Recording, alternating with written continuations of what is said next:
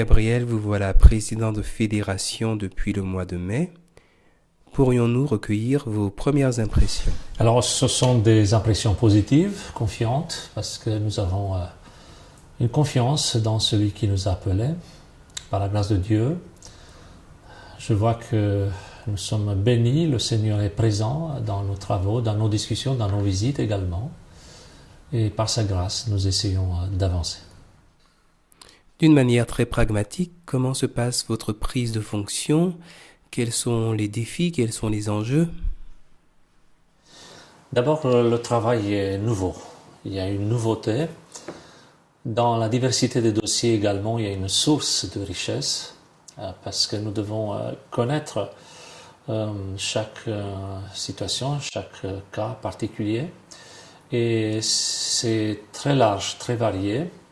Ça part des simples questions courantes et ça va jusqu'à des dossiers beaucoup plus importants, comme par exemple les chapelles, les bâtiments. Au-delà de tous ces défis, il est question de la confiance, de créer de la confiance, de donner de la confiance et aussi de constater que le Seigneur nous bénit, qu'il est toujours à nos côtés. Et c'est très important d'envisager, de continuer à envisager le travail de cette manière. Qu'en est-il du rythme et du travail du comité de fédération? C'est un rythme un peu particulier parce que nous devons travailler à la fois d'une manière personnelle, individuelle, chaque sujet, et aussi en tant qu'équipe. Nous avons des réunions, un comité restreint, ce qu'on appelle le bureau. Et nous nous réunissons 2 fois par mois, voire 3 fois par mois, les mardis à la fédération.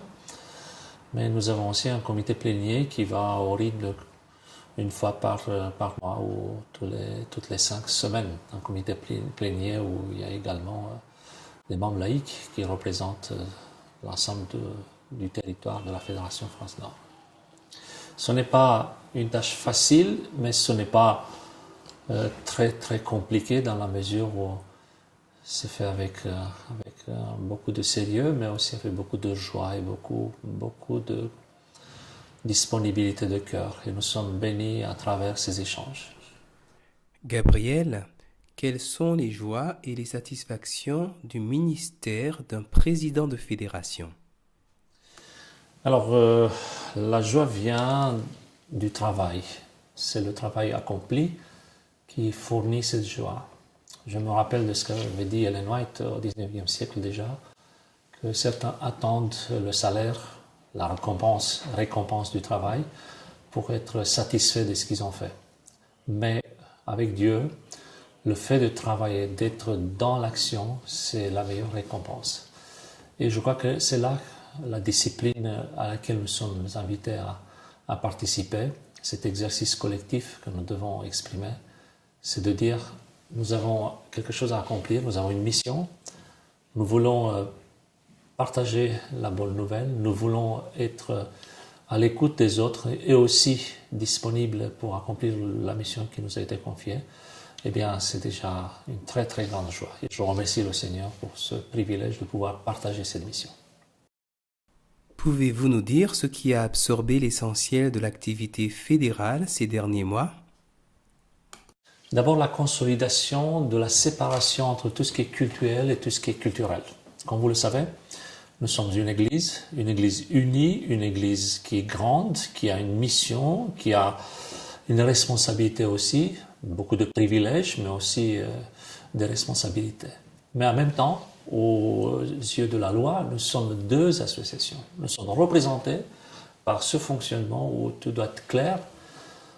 Une séparation entre ce qui est culturel et ce qui est cultuel. D'abord, il y a eu une analyse, une évaluation, une vue globale de toutes nos activités, à savoir nos pasteurs, notre personnel de la fédération. Dans un deuxième temps, nous avons commencé une mise en œuvre de cette séparation et finalement, on aura une troisième étape qui consiste à valider ce fonctionnement.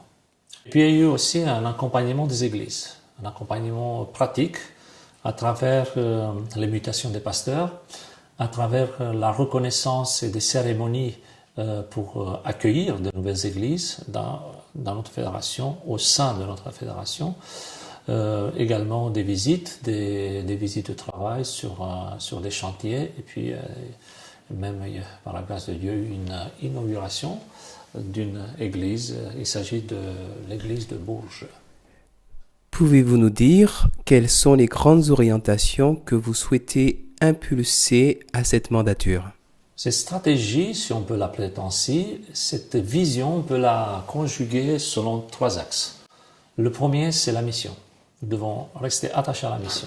Chaque membre, chaque pasteur, chaque enfant, chaque personne qui est dans notre entourage est appelé à accomplir la mission qui est confiée par le Seigneur, à savoir propager l'Évangile, exprimer autour de soi avec joie, avec beaucoup de confiance que le Seigneur revient bientôt. C'est notre mission, il ne faut pas l'oublier. Nos comités, nos réunions, c'est important, mais le plus important, c'est qu'à travers nos actes, nos paroles, nous soyons en harmonie avec cet idéal, la mission que le Seigneur nous a confiée. Le deuxième axe, c'est tout ce qui est administratif, tout ce que j'ai mentionné tout à l'heure, cette volonté d'avoir une fédération où les choses sont claires en ce qui concerne l'application de la loi. Nous sommes 2 associations, il est important que ce soit visible, que ce soit clair. Qui est le président d'une association, quelle est sa responsabilité, qui en est le secrétaire, quels sont les statuts, comment respecter ces statuts, ainsi de suite.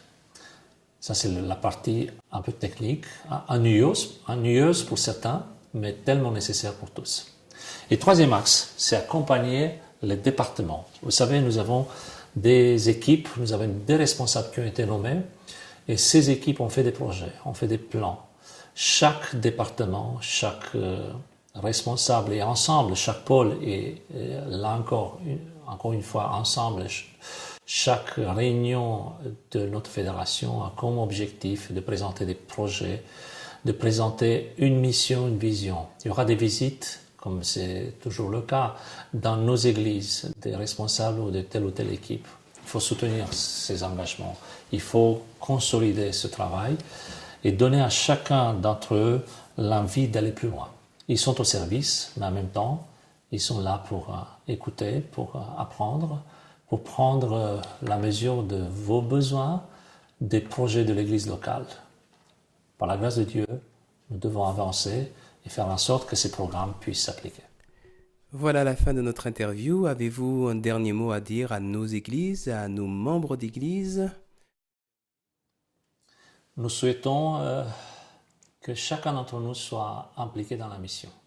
D'ailleurs, nous comptons sur votre soutien physique, matériel, concret, sur votre soutien spirituel. Nous avons besoin d'un climat de confiance positif, dans la joie du service.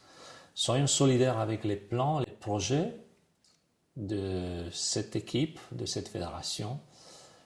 Essayons de faire en sorte que chacun se sente à sa place. Soutenons le ministère auquel le Seigneur nous a appelés.